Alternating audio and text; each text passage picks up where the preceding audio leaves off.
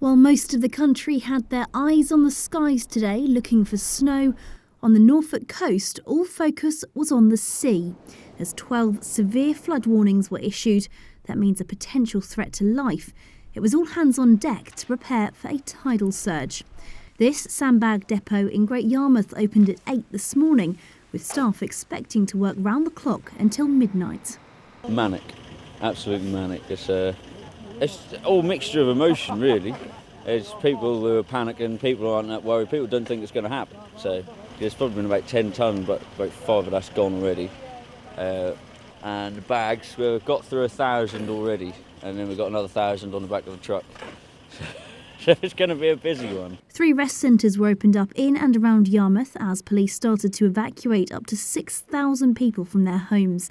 This afternoon, a special coach has been going round to pick up those still in their vulnerable homes. With the high tide expected at 9:30 and gale force winds forecast, 200 soldiers from the Midlands have been drafted in to help with the efforts, as well as up to 70 extra police officers. When the Met Office and the Environment Agency issue a severe warning, there's a reason for that. They are saying it's a threat to life. Now, we've all got to take that seriously, and if the advice is to evacuate, then my advice is evacuate. We could see our at-risk areas underwater tonight, and I think that's the message to people. You could find water coming into your homes. It seems like this of the storm surge in 2013 that Norfolk's emergency services are desperate to avoid. And tonight, behind closed doors, officials have been warned it could end up being as serious as that night in December 3 years ago. One of the worst hit areas then, Walcott, is again bracing itself. This afternoon, 80 residents were evacuated to the Lighthouse pub.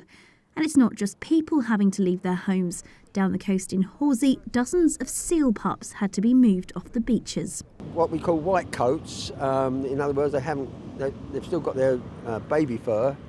If they get swept out to sea, they will probably drown because they're not fully waterproof.